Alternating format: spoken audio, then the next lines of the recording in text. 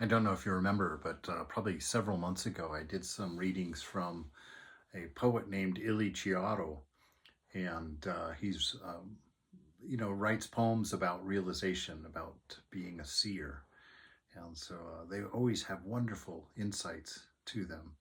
So this one is called "Do Not Resist Anything," and it's got a lot of keys in it for really learning how to enjoy life, how to find a fulfilling life. So let me read this to you, and probably after it's over, if there's anything to comment on, I'll say something. But if you have any questions or don't understand something, feel free to put it in the comments, and I'll I'll try and remember to look at them.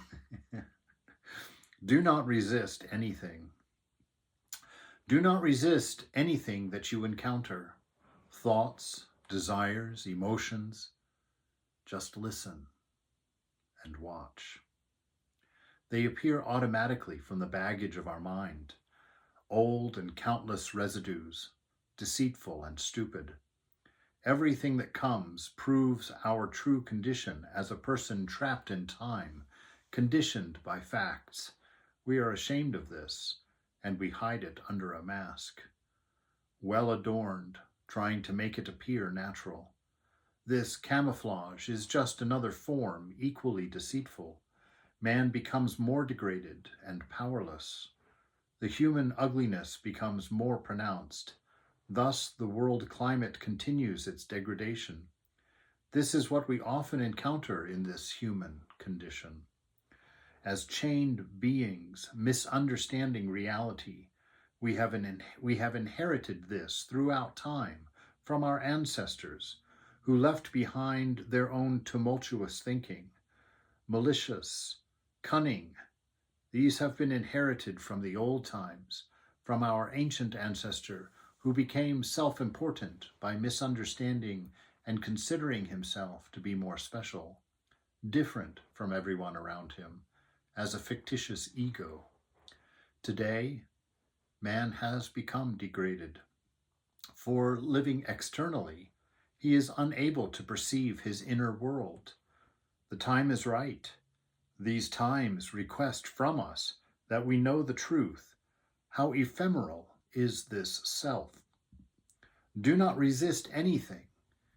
Be still, watch, and listen.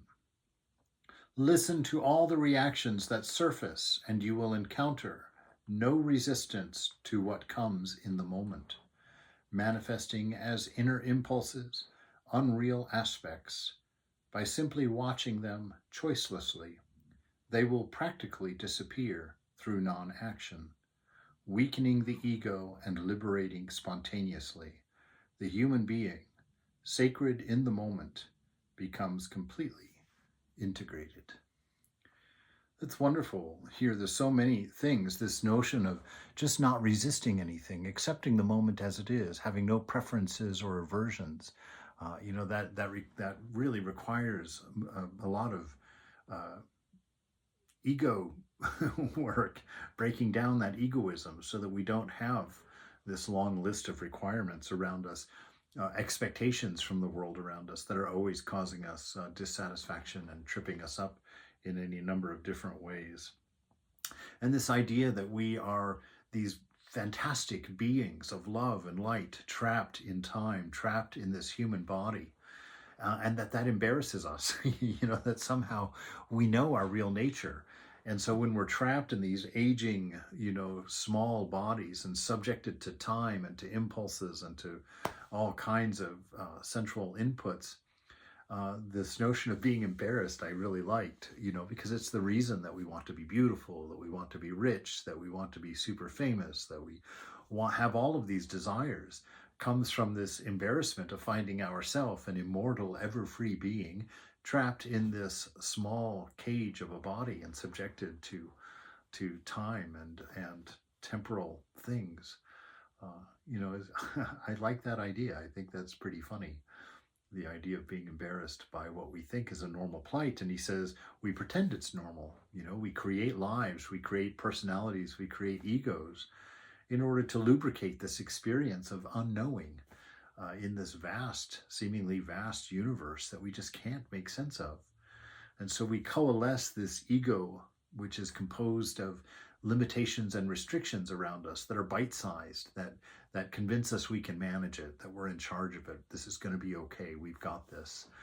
When in fact, the reality of it, we look around, we're like, oh my God, nobody's driving. You know, this planet's whizzing around the sun, and that's whizzing around a black hole, and that's flying outward from the center of the Big Bang at some unknown speeds, you know, and there's no one driving.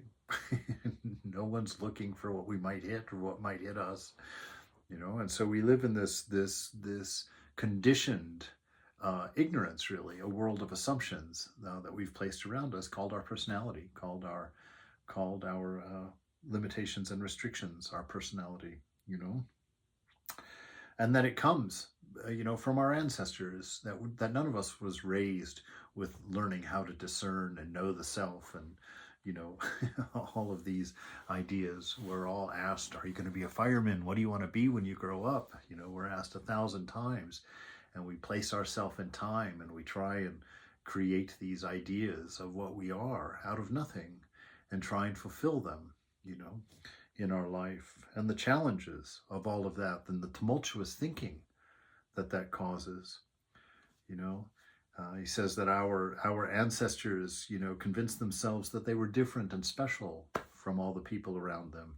And we walled ourselves off from this reality, from an experience of it. You know, we get up in the morning in an artificial environment, put on our favorite music, go and adjust the water in the shower to just the right temperature, and you know, turn the heat on in the bathroom so it's just right, and have the light on so we can see clearly. And then we shave and we brush and we comb and we fix and we primp and we decorate, right? And then we leave this artificial environment of the home and we go into the garage and step into the artificial environment of the car, where the temperature is just right and the music is just what we need it to be.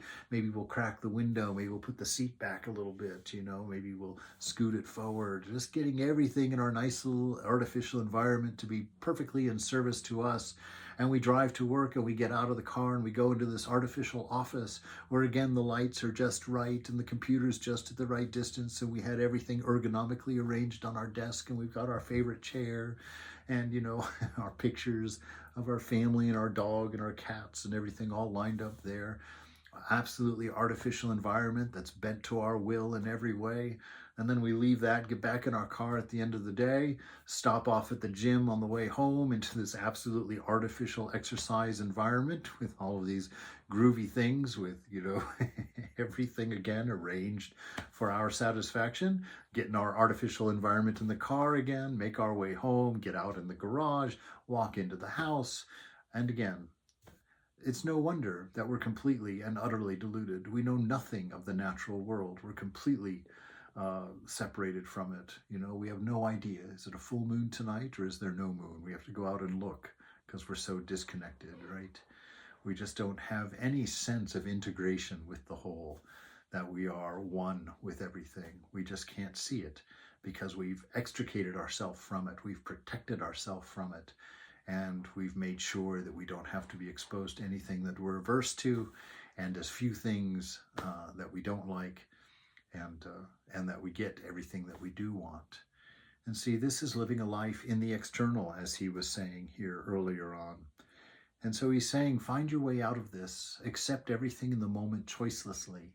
Don't even give it an ego perspective. Don't even ask the sensual self what it needs or wants, because that's not who you are. You are this unchanging, absolute, divine principle of love and wisdom and being within there. And this world and this story has no more to do with you than your dream did last night, right? It comes and it goes. So a fascinating engagement here. He says, by simply watching everything choicelessly, they will practically disappear. You'll realize how unimportant all of your attractions and aversions were to you, really. It will weaken the ego and liberate spontaneously. Once you stop that whirling mind, you know, you fall out of it, you fall into the heart, and you start realizing things in silence. Weakening the ego and liberating spontaneous, the human being, sacred in the moment, becomes completely integrated. We break out of these artificial environments and we step in to the reality of what we are. Yes, indeed, Il Chiaro, looking for realization.